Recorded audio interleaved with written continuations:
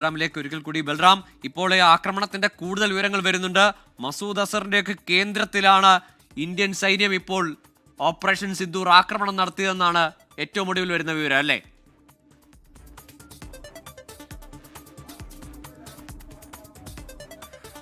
ഗോകുൽ, ഏറ്റവും ഒടുവിൽ നമുക്ക് ലഭിക്കുന്ന വിവരമനുസരിച്ച് രണ്ട് ഭീകരവാദ സംഘടനകൾ ലഷ്കർ ഇ തൊയ്ബ അടക്കമുള്ള ജയ്ഷെ മുഹമ്മദ് എന്നീ രണ്ട് ഭീകരവാദ സംഘടനകളെ ലക്ഷ്യം വെച്ചുകൊണ്ട് ഈ രണ്ട് ഭീകരവാദ സംഘടനകളുടെയും ആസ്ഥാനങ്ങളെ ലക്ഷ്യം വെച്ചുകൊണ്ടാണ് ഈ മിന്നലാക്രമണം ഓപ്പറേഷൻ സിന്ദൂർ ഇന്ത്യ നടപ്പാക്കിയത് എന്നുള്ളതാണ്. ഇതിൽ കനത്ത ആഘാതം തന്നെ ഈ ഭീകരവാദ കേന്ദ്രങ്ങളിൽ ഉണ്ടാക്കിയിട്ടുണ്ട് ഇന്ത്യൻ ആക്രമണം എന്നും ആണ് പുറത്തുവരുന്ന വിവരങ്ങൾ. മുരിദ്കയിലെ ലഷ്കർ ഇ തൊയ്ബയുടെ ഭീകര കേന്ദ്രം സൈന്യത്തിന് തകർക്കാൻ കഴിഞ്ഞിരിക്കുന്നു ഈ ഒരു ആക്രമണത്തിലൂടെ. ഒപ്പം തന്നെ ആദ്യം ആക്രമണം ഇന്ത്യ നടത്തിയത് ജയ്ഷെ മുഹമ്മദിന്റെ കേന്ദ്രം ലക്ഷ്യം വെച്ചാണ് എന്നുമാണ് പുറത്തുവരുന്ന റിപ്പോർട്ടുകൾ. ജയ്ഷെ മുഹമ്മദ് സ്ഥാപകനായ മൗലാന മസൂദ് അസറിന്റെ ബഹാവൽപൂരിലെ ആസ്ഥാനം ലക്ഷ്യം വെച്ചായിരുന്നു ഈ ആക്രമണം. ഈ ഒരു ലക്ഷ്യവും ഭേദിക്കപ്പെട്ടു എന്നും കനത്ത ആഘാതം ഈ ജയ്ഷെ മുഹമ്മദ് കേന്ദ്രത്തിൽ ഉണ്ടായി എന്നുമാണ് പുറത്തുവരുന്ന റിപ്പോർട്ടുകൾ വ്യക്തമാക്കുന്നത്. അതിനിടെ പാകിസ്ഥാൻ പ്രതിരോധ നടപടികൾ ആരംഭിച്ചു കഴിഞ്ഞിരിക്കുന്നു. അടുത്ത 48 മണിക്കൂർ പാക് വ്യോമപാത അടച്ചിട്ടിരിക്കുകയാണ് പാകിസ്ഥാൻ. കൂടാതെ കനത്ത തോതിലുള്ള മുന്നൊരുക്കങ്ങൾ പാകിസ്ഥാന്റെ ഭാഗത്തു നിന്ന് നടക്കുന്നുണ്ട്. അതിനപ്പുറത്തേക്ക് ആക്രമണങ്ങൾ അല്ലെങ്കിൽ വെടിവെപ്പ് നടക്കുന്നത് ഇന്ത്യൻ പോസ്റ്റുകൾക്ക് നേരെയാണ്. രജൌരി, പൂഞ്ച് മേഖലകളിലായി പാകിസ്ഥാൻ കനത്ത തോതിലുള്ള പ്രകോപനം തന്നെയാണ് സൃഷ്ടിക്കുന്നതെന്നും ഇന്ത്യൻ പോസ്റ്റുകൾക്ക് നേരെ കഴിഞ്ഞ ദിവസങ്ങളിൽ നിന്നും വ്യത്യസ്തമായി ആർട്ടിലറി തോക്കുകൾ ഉപയോഗിച്ചുകൊണ്ട് വെടിയുതിർക്കുന്നു എന്നുമാണ് പുറത്തുവരുന്ന റിപ്പോർട്ടുകൾ. ഭീംബർഗലി മേഖലയിലാണ് പ്രധാനമായും പാകിസ്ഥാന്റെ ഭാഗത്തു നിന്നും ഇത്തരത്തിലുള്ള ഒരു ആക്രമണം ഉണ്ടാകുന്നത് എന്നുമാണ് പുറത്തുവരുന്ന റിപ്പോർട്ട്. അതിന് തക്കതായ തിരിച്ചടി തന്നെ നൽകുന്നുണ്ട് എന്ന് ഇന്ത്യൻ സൈന്യം വ്യക്തമാക്കി കഴിഞ്ഞു.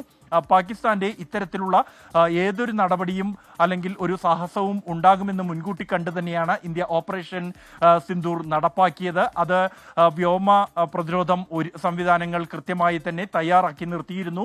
ഏത് അടിയന്തര സാഹചര്യത്തെയോ അല്ലെങ്കിൽ തിരിച്ചു പാകിസ്ഥാന്റെ ഭാഗത്തു നിന്നുണ്ടാകുന്ന ഒരു നീക്കത്തെയോ അതേ തോതിൽ ചെറുക്കാനും വീണ്ടും തിരിച്ചടി നൽകാനുമുള്ള തയ്യാറെടുപ്പുകൾ പൂർത്തിയാക്കിയ ശേഷം മാത്രമാണ് ഈ ഒരു ഓപ്പറേഷൻ സിന്ദൂർ ഇന്ത്യ നടപ്പാക്കിയത്. അത് വ്യോമ, നാവിക, കര മേഖലകളിൽ എല്ലാം തന്നെ ഇതിനായുള്ള വിന്യാസങ്ങൾ പൂർത്തിയാക്കിയിരുന്നു. കഴിഞ്ഞ ദിവസങ്ങളിൽ ഈ പഹൽഗാം ഭീകരാക്രമണത്തിന് ശേഷമുള്ള ഓരോ ദിവസങ്ങളിലും ഇത്തരത്തിലുള്ള ജാഗ്രതാ നിർദ്ദേശവും സൈനിക നടപടിയുമായി ബന്ധപ്പെട്ടുള്ള സൈന്യത്തിന്റെ പ്രതികരണവും കൂടിക്കാഴ്ചയും വരുന്ന ഘട്ടങ്ങളിലെല്ലാം തന്നെ അതിർത്തിയിൽ സൈന്യം സുസജ്ജമാണ് എന്ന ഒരു പ്രതികരണം നടത്തിയിരുന്നു. അത് വെറും വാക്കല്ല.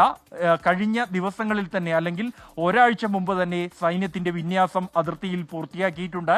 അത് ജമ്മു കശ്മീരിലെ അതിർത്തി മേഖല മാത്രമല്ല, പഞ്ചാബിലെയും രാജസ്ഥാനിലെയും അതിർത്തി മേഖലകൾ ഉൾപ്പെടെ കനത്ത ജാഗ്രതയും വിന്യാസവും പൂർത്തിയാക്കിയ ശേഷമാണ് ഇന്ത്യ ഇത്തരത്തിൽ ഒരു തിരിച്ചടി നൽകിയത്. സമാനമായി തന്നെ ഇന്ത്യൻ വ്യോമസേനയുടെ യുദ്ധവിമാനങ്ങൾ പല പരീക്ഷണങ്ങൾ വിജയകരമായി കഴിഞ്ഞ ദിവസങ്ങളിൽ പൂർത്തിയാക്കിയിരുന്നു.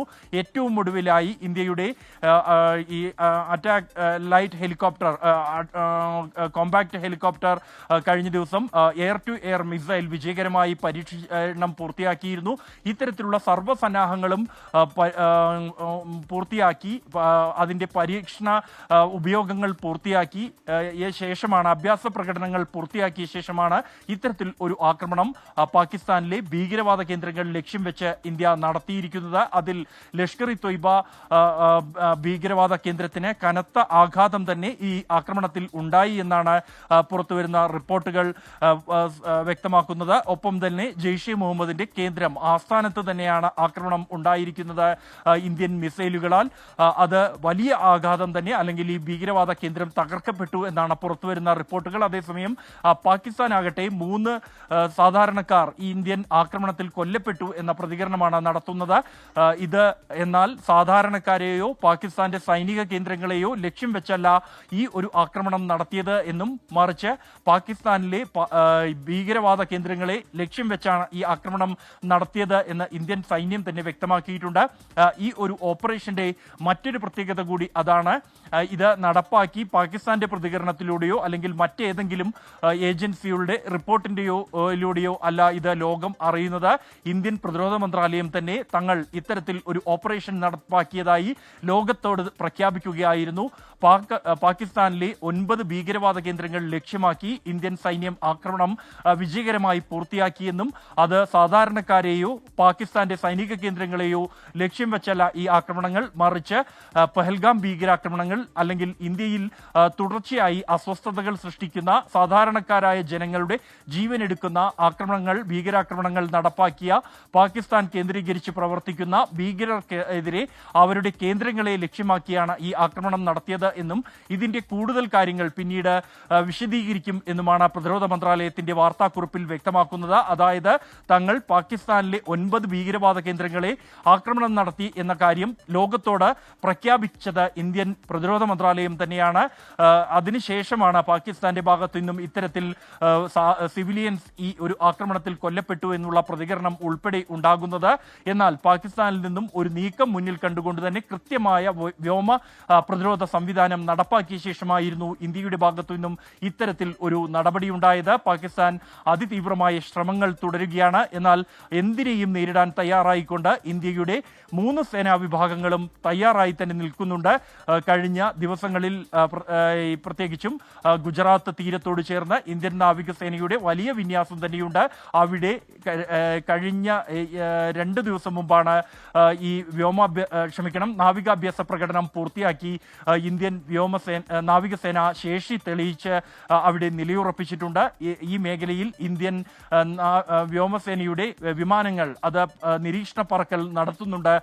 ഈ ഒരു സംഘർഷ സാഹചര്യം ആരംഭിച്ചതിന് പിന്നാലെ ഒപ്പം തന്നെയാണ് ഇന്ന് പകൽ ആരംഭിക്കാനിരിക്കുന്ന ഈ വ്യോമ അഭ്യാസ പ്രകടനത്തിനായി ഇന്ത്യൻ അതിർത്തിയോട് ചേർന്ന് ഇന്ത്യയുടെ വലിയൊരു നിര യുദ്ധവിമാനങ്ങളും തയ്യാറായി നിൽക്കുന്നുണ്ട്. ഇത്തരം ഒരു സമയത്താണ് ഇന്ത്യ അപ്രതീക്ഷിതമായ ആക്രമണം പാകിസ്ഥാനിലെ 9 ഭീകരവാദ കേന്ദ്രങ്ങൾ ലക്ഷ്യമാക്കിക്കൊണ്ട് നടത്തിയിരിക്കുന്നത്. അത് വിജയം കണ്ടു എന്നാണ് പ്രതിരോധ മന്ത്രാലയം വ്യക്തമാക്കുന്നത്. ഇതുമായി ബന്ധപ്പെട്ട് വ്യക്തമായ വിശദമായ പ്രതികരണങ്ങൾ പ്രതിരോധ മന്ത്രാലയത്തിന്റെ ഭാഗത്തു നിന്നും ഉണ്ടാകും എന്നും തന്നെയാണ് ഈ ഒരു വാർത്താക്കുറിപ്പിൽ അറിയിക്കുന്നത്. ഓപ്പറേഷൻ സിന്ദൂറിനെ കുറിച്ച് പ്രധാനമന്ത്രിയോ പ്രതിരോധ മന്ത്രിയോ തന്നെ രാജ്യത്തോട് വിശദീകരിക്കുമെന്നാണ് നമുക്ക് ലഭ്യമാകുന്ന വിവരങ്ങൾ. എന്തായാലും കഴിഞ്ഞ ഏതാനും ദിവസങ്ങൾ നീണ്ട ഒരു കാത്തിരിപ്പാണ് വിരാമമായിരിക്കുന്നത്.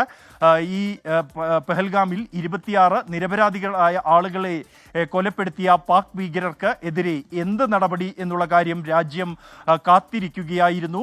നേരത്തെ ഉണ്ടായ ഭീകരാക്രമണങ്ങൾ ഉറിയിൽ ഇന്ത്യൻ സൈനികരെ ക്യാമ്പ് ആക്രമിച്ച് ഇന്ത്യൻ സൈനികരെ കൊലപ്പെടുത്തിയ ഭീകരർക്കെതിരെ മിന്നലാക്രമണം നടത്തിയ ഇന്ത്യൻ സൈന്യം അല്ലെങ്കിൽ ഇന്ത്യൻ കരസേന, ഒപ്പം ഈ പുൽവാമയിൽ 40ഓളം സൈനികരുടെ ജീവനെടുത്ത ആക്രമണത്തിന് കൃത്യമായി തന്നെ ബലാക്കോട്ടിൽ മറുപടി നൽകിയ ഇന്ത്യൻ വ്യോമസേന ഈ ഒരു ഓപ്പറേഷൻ പഹൽഗാമിൽ 26 നിരപരാധികളായ വിനോദസഞ്ചാരത്തിനായി ജമ്മു കശ്മീരിലെത്തിയ സാധാരണക്കാരെ ആക്രമിക്കുകയും അവരെ കൊലപ്പെടുത്തുകയും ചെയ്ത പാകിസ്ഥാൻ കേന്ദ്രീകരിച്ച് പ്രവർത്തിക്കുന്ന ഭീകരർക്കെതിരെ എന്ത് നടപടി? അതൊരു തുറന്ന യുദ്ധമാണോ അല്ലെങ്കിൽ ഭീകരവാദ കേന്ദ്രങ്ങൾ ലക്ഷ്യം വെച്ചുള്ള ഒരു മുൻപ് 2 തവണ നടത്തിയതുപോലുള്ള ഓപ്പറേഷനാണോ എന്നുള്ള കാത്തിരിപ്പായിരുന്നു.